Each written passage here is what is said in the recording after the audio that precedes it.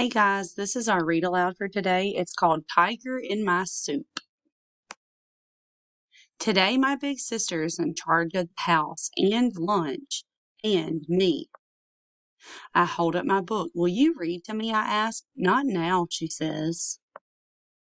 I look at the pictures by myself, down side up and upside down, from front to back and back to front, with my eyes opened and with my eyes closed. But it's no fun doing it by myself. My sister doesn't answer. I try something else. Will you read my book to me? I ask again. It's about tigers, big hungry tigers.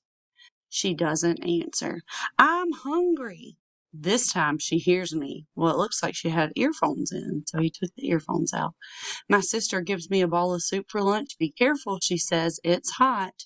While the soup cools, will you read to me? I beg. Later, she says. I stir my soup. Something steamy puffs up. A tiger! There's a tiger in my soup. I drop my spoon. I glance over at my sister. Help! Grrr, she grumbles. She hands me a clean spoon. The tiger looks really mad. I have to protect myself. I stab at him with my spoon. Some tiger spit lands on my face. Ew, yucky. This means war. I launch a missile at the tiger, right on target. Where did he go? My sister looks up from her book. Why'd you let your soup get cold? She asks. Here, I'll warm it up. Look out for the tiger. It's too late. The tiger's muffled roar rumbles from inside the microwave. Hide, I yell. It's a big hungry tiger. Okay, my sister sighs. Where's your book? I hand it to her, and she begins to read.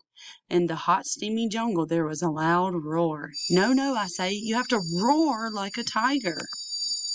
Grrr. I eat my soup and keep one eye on my sister. I wonder where the tiger will show up next.